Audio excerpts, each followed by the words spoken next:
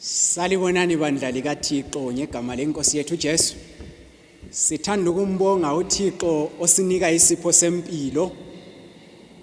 Lesi sipho asosipho ngasithenga koChoppies, akusosipho ngasithenga koPick n Pay. Ungahamba esibhedlela kodwa nxa uThixo esethe lala uyalala usesibhedlela. Ungabe ulengceba yonke kodwa uThixo mayesevumile ukuthi ulale uyalichiya igolide lesiliva kwakho ungene emhlabathini 6 feet under. Ngakho ke uDavid uthe sekubonile khona lokhu waseloba isihlabelelo encwadini kaPsalms 103 evesini lakuqala uthi mbonge uJehova mphefumulo wami. Wayesenanzelela ukuthi kukho konke ukuphila kwakhe kuKristu. Wasesithi kabongwe lo osipha impilo.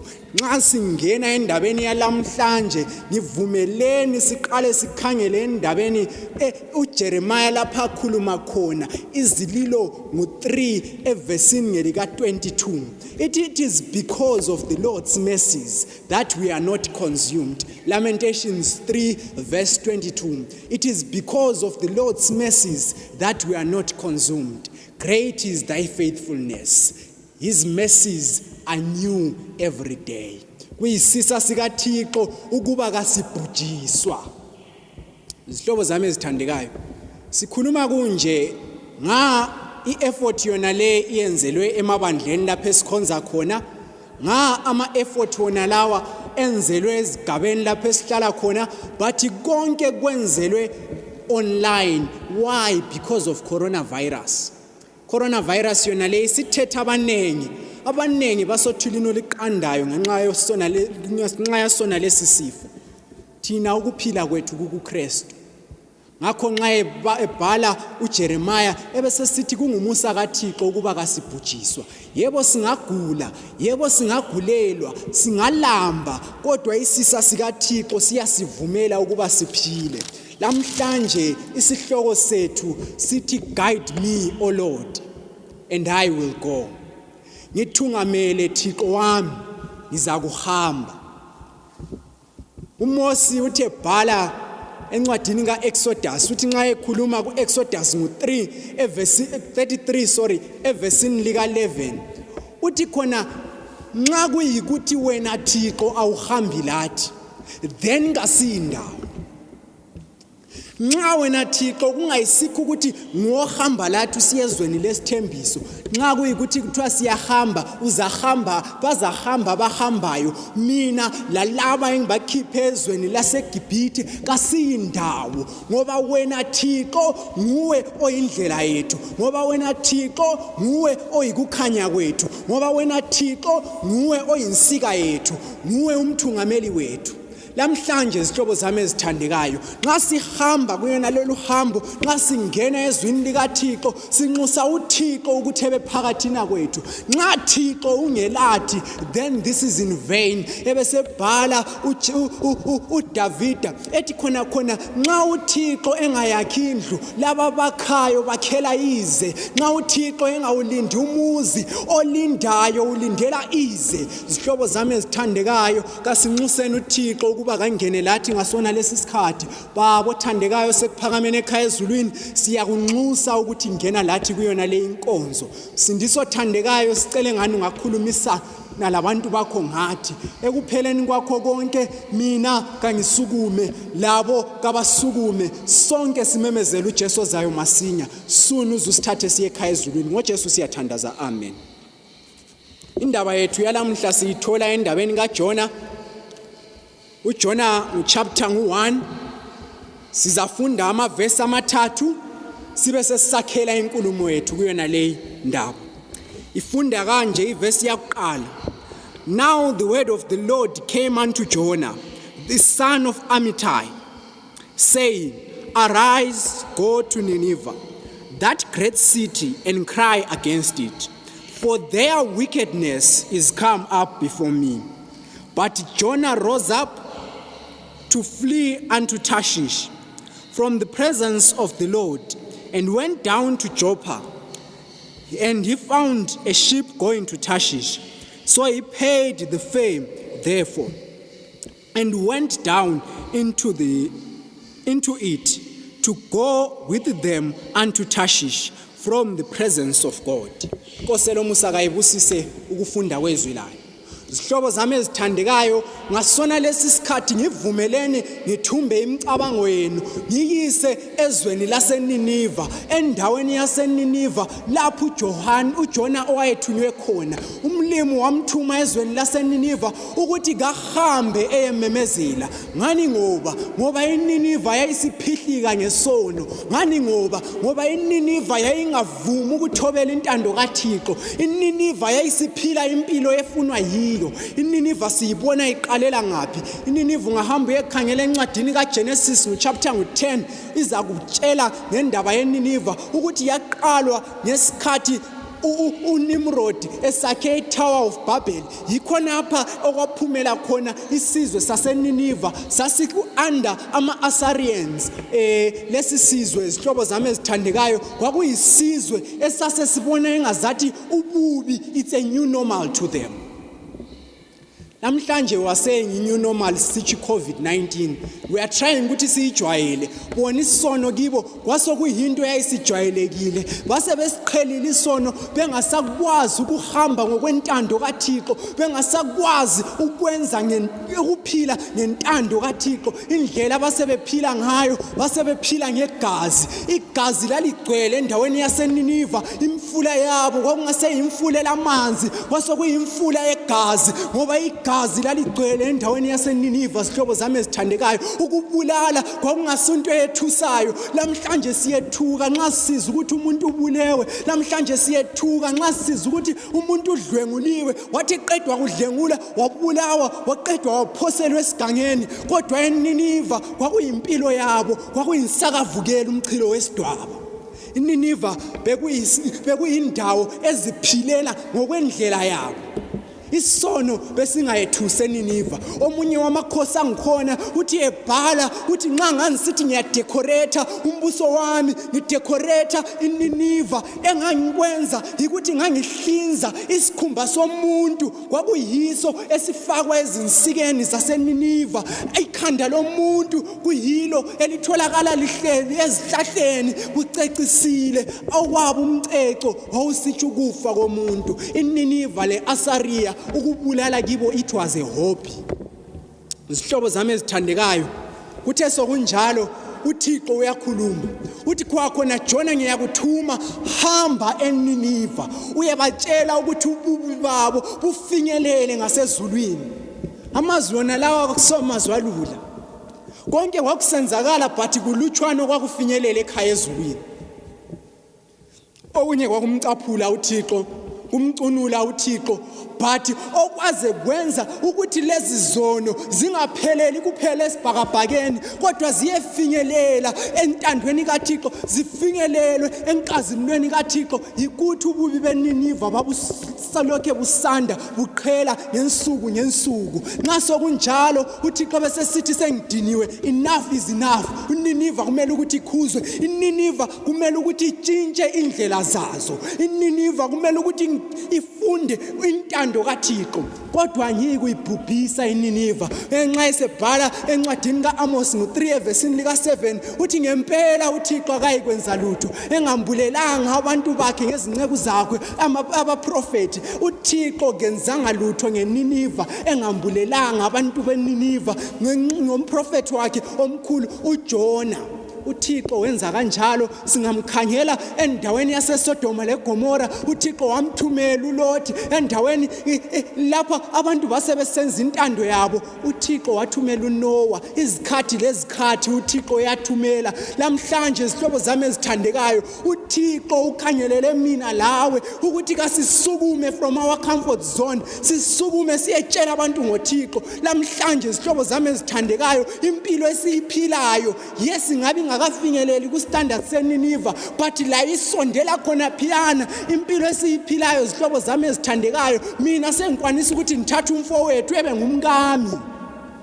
Kutshengisela ukuthi iNiniva is repeating itself, and uThixo soon uzamele ukuthi echithe umhlaba wona lo kodwa engakawuchithi uThixo uthi leli ivangeli lombuso liyakujunyayela ezizweni zonke endimini zonke kwande kufika ukuphela kumele ukuthi mina ngilizwe kumele ukuthi lawe embukeli ulizwe sonke sibe kwazi ukuthi uThixo uza kuletha iplanet earth thuye kucineni ngakho kumele ukuthi sirepente uJona kuthiwa imessage ithe isifikile kuye yabanzima uJona wacabanga ukuthi eNiniva kwenzakalani wacabanga ukuthi eNiniva nxa kuthiwa bahlaba imhlatshelo yabo asiyo yezimbuzi akusiyo yezimvu akusiyo yenkomo kuyimhlatshelo yengabantu wasecabanga ukuthi no man lapha mina lami ngihaba ngumhlatshelo ngangcono mina ntshintsha indlela yes uThixo ngiyamuzwa uyathuma yes uThixo ngiyamuzwa uyakhuluma kodwa mina ngizahamba kwenye indawo kangisoke ngiyiqonde eNiniva lapha ngithuma khona ngizakuya kwenye indawo nxa ngifika khona ngale ngizenza lokhu uThixo angithume khona kodwa uThixo kadakwa sihlobo zami ezithandekayo futhi uThixo kaphambani lokho akutshele khona ukhangelela ukuthi ukwenze akuThixo wayemtshela ukuthi yena ufuna ukuthi abantu baseNiniva besindiswe uJona uyangena emkhunjini uyahamba uqonda endlela eTashishi nxa besendleleni khonapha kwenzakala isimanga esintwini bathi zonelwa mvuyinye ngenxa kaJona sihlobo zami ezithandekayo wangena isiphepho esikhulu emanzini khonapho wangena umoya omkhulu sihlobo zami ezithandekayo izinto ezaziphakathi komkhumbi zaqala ukungenelwa ngamanzi abantu baqala ukungenelwa ngamanzi bananzelela babona ukuthi sebesifa abantu ababesiye eTashishi baqonda kubo Thixo babo bayakwazi ukuthi balabo Thixo babo izithixo zabo kwakungabe golide abanye hlezi babe ngabethusi abanye hlezi babe khonzilanga abanye babe khonzinyanga bonke babheka kulokho abakukhonzayo bakhuleka kodwa umntaka kaNkuluNkulu osezulwini wayezilalele sihlobo zami ezithandekayo bonke basebengani sebephanika uJona yena umnikazi wohlupho wayerelaxile ebhala u4 engakwazi ukuthi kwenzakalani bayafika kuye bathi vuka wena nawe khuleka lapha uThixo wakho hlezezwe ngcono wakho uThixo kulo wethu nxa babebona kulokho kuqhubeka kusenzakala okwakusenzakala basebesithi ngangcono kucastwe a lot kuthiwa inkatho ngesindebeni yikho abakwenzayo khona lokhu nxa bachaya amathambo awela akhomba kuJona nxa babe kubona ukuthi kukhombe kuJona bethuka besaba ukuthi khona bethatha uJona bemjikele emanzini basebembuza ukuthi kati kwenzakalani uJona besephendula sihlobo zami ezithandekayo nxa sebembuzile ukuthi kanti wena ungubani ebeseqala the first witnessing yakhe ethi mina ngingumHebheru umntakaThixo ophilayo uThixo wasezulwini uThixo waboThixo uThixo wadala izulu lomhlaba wadala inkanyezi lezibhakabhaka wadala inyanga lelanga uThixo yena lo lina elikhonza izithixo zenu ezincane nguye uThixo wadala konke lina elikukhonzayo ebesesithi nxa iseqhubekela phambili ebesesithi ngonile ngakho ke ngithatheni lingiphonse olwandle nxa bathi bekuzwa khona lokho bangani bethuka bangani bayesaba sihlobo zami ezithandekayo uJona la yangazi ukuthi nxa wayesenza khona lokho kumbe wayesithi kungcono ukuthi ngifele olwandle ngibalekele intando kaThixo kathi uThixo nxa ekhuluma sihlobo zami ezithandekayo uthi ngiyazi amacebo engilicebele wona uThixo wayesecebile ukuthi khona ngiyaprepare inhlanzi ezakuyaginya uJona nxa kwathi esiphoselwa khona apha emanzini uJona ukuthi egalule efe phansi olwandle kakwenzakalanga wathi ejikelwa inhlanzi yamgama wangena esiswini senhlanzi hlezi kwakuyinsika abayichiye inhlanzi yakhona kangazi ukuthi kwakungumhlobo bani wenhlanzi kodwa ngiyakholwa ukuthi kwakuyinhlanzi enkulu nxa ungabuzisisa ngabe biology ubuzisise labantu nje bazathi kakwenzakali kungamanga kakulanto enjalo akula muntu ongangena esiswini senhlanzi ehlale for 72 hours inhlanzi yangikhona izihlobo zami ezithandekayo ukuthi yayi empty phela But ungazama ukuthi ukuthathe ngokwengqondo yomuntu uzama ukuzwisisa ngokwendlela yethu thina abantu kuza kuphica. uThixo kasebenziselwa logic zihlobo zami ezithandekayo. uThixo it doesn't need to make sense to you. uThixo lokho akukhulumayo kulandeleni kunjalo ngoba uthembekile lo othembisileyo. uThixo zihlobo zami ezithandekayo kokunye ngazani kazwakali kukhanya ngazathi akulangqondo akukhulumayo but akudingi ukuthi ukuthathe ngengqondo. Ngoba ungazama ukuthatha ngengqondo ingqondo kaThixo inkulu ikhaliphile ukwedlule yomuntu. uThixo nguye okhulumayo ukuthi lapho kuqala okucina khona inhlakanipho yomuntu yikho kuqala khona ububula bakho uThixo. Meaning ukuthi our wisdom is nothing. Ngakho akumelanga ukuthi kumake sense. Inhlanzi yamginya 3 days esesiswini senhlanzi. Kazi wayesidlani, kazi wayenathani, akwazi umuntu. Ngiyakukholwa ngikucabanye ngomqondo wami ukuthi hlezi it was a fasting, a 3-day fasting. Lapho wafasta khona wazibona ephakathi kwesisu senhlanzi, wazihlolisisa, wananzelela ukuthi ngonile phambi kwenkosi yasezulwini. Ngakho ke ngiyakubuyela ngiqonde kuye uThixo. Kanti khona apha kusenzakala inhlanzi yamuva kayimanga wandawo. Zihlobo zami ezithandekayo uthe engananzeleli 3 days zaseziphelile. Nxa zimphela khonapho kazipheleli eseJopha, zimthiya esesendaweni yaseNiniva. Uthi nxa ephume esiswini senhlanzi akadingi ukuthi eqale exolise. Uhle ephume khonapha ememezela udaba lukaJesu, ememezele the present truth. Ngesikhathi sangikhona the present truth was ukuthi khona iNiniva iyakuchithwa nxa bengaphendukelanga kuThixo. Ngasona lesi sikhathi zihlobo zami ezithandekayo lathi hlezi kulokunye okusibambileyo, hlezi kulokunye lesikwenzayo zihlobo zami ezithandekayo okungelani loThixo. uThixo ukhangelela ukuthi simsebenzele but thina sikhetha ukuthi sisebenze ngokwentando yethu, sisebenze ngalokho esifuna ukukusebenza. uThixo msihlobo zami ezithandekayo usengaletha indlela kaJona. Yes ngaba buhlungu. Indlela kaJona ngazona lezi sikhathi yipi? Sungavukela esibhedlela. Bakhona zihlobo zami ezithandekayo abanye abavuka sebesemacansini okufa bethi ukuthi sesiyakusebenzela uThixo ngokuzikhandla. Abanye bavukela sebesemosha bethi sesiyakusebenzela uThixo ngokuzikhandla. Abanye zihlobo zami ezithandekayo basebe recorded as dead. Nxa bevuka khonapha bethi noma impilo yakho Sathana incede sesisukuma sesiyasebenzela uJesu. Ungavumi ukuthi kuze kube yisona lesi sikhathi. Ungavumi ukuthi uzube le such an encounter ukuze uqale ukusebenzela uThixo. Umsebenzele khathesi inyama lomoya kusahlangene konke kusavuma, amathambo esakwanisa ukugijima ukwenzela ukuthi nxa sifika isikhathi sokuguga ungabi ngoselesifiso kuphela ukusebenza kodwa usebenze ngokwenyama langokomoya. Zihlobo zami ezithandekayo wasebenza uJona ngesikhathi esincane wayiphendula iNiniva ngoba umoya kaThixo wawusulaye, ngoba uThixo wayehambelaye. uJona ngawahambe yedwa zihlobo zami ezithandekayo. Yebo uJona wayeza kufa kodwa ngenxa yokuthi wayemkhulu lo manduleleyo zihlobo zami ezithandekayo uyamazi uMosi lo wabathungamelayo, bayabazi ukuthi khona kuloThixo othungamelayo. Ngakho layo uJona uThixo yena lo wamthungamela watshela abantu ngoJesu abaguqukayo baguquka. Zihlobo zami ezithandekayo ilizwe laseNiniva kalizange lachithwa, abantu babamazi uJesu. Sona lesi sikhathi zihlobo zami ezithandekayo COVID-19 yachumayela ukuthi uJesu seseduze. Abantu labo bachumayela ukuthi uJesu seseduze. uJesu seseduze.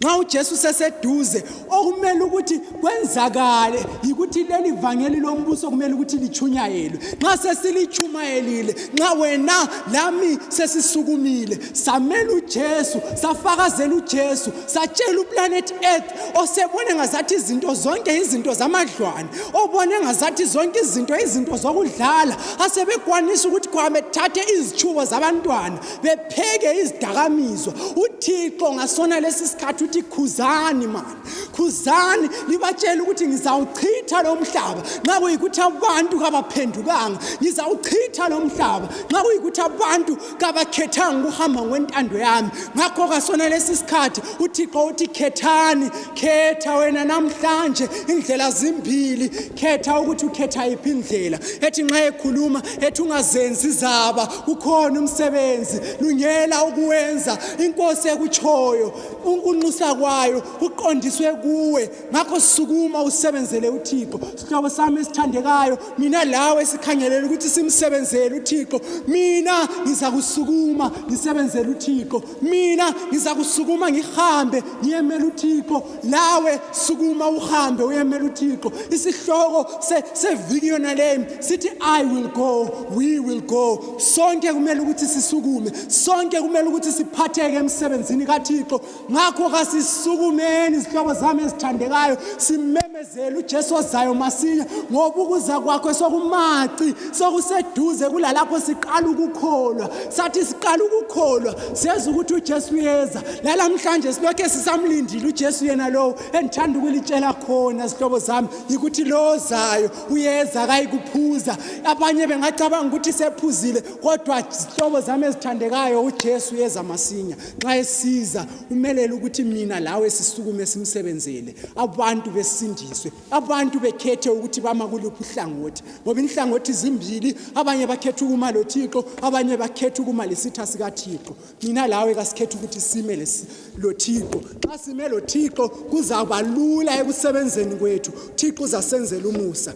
Hlezi lawe khonapho ukhona uthi mina bengiziphilela intando yami, mina bengingasebenzela uThixo, kodwa ngamanje sengizwile ukuthi uThixo abakhe kayi kubachiya bebodwa, uThixo abakhe uyabapha amazwi okukhuluma. Ngakho lami sengifuna ukusukuma ngimsebenzele uThixo. Engikucelayo ukuthi uThixo efake ilahle emlonyeni wami ukuze ngisukume ngimsebenzele ngokuzikhandla. Sihlobo sami esithandekayo, lapho khona phakamisela inhliziyo yakho kuThixo, kasibeni lomthandazo.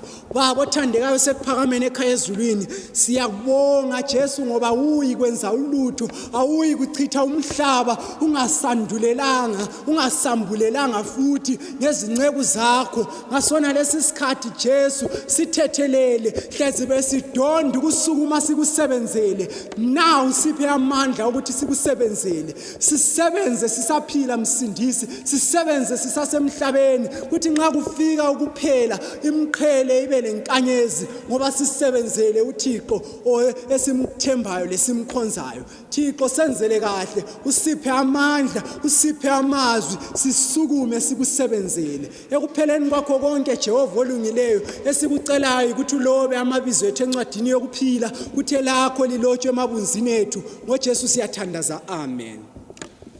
Nkosi lomusa kayisenzele kahle, libusise lapho elikhona. Ngiyabonga.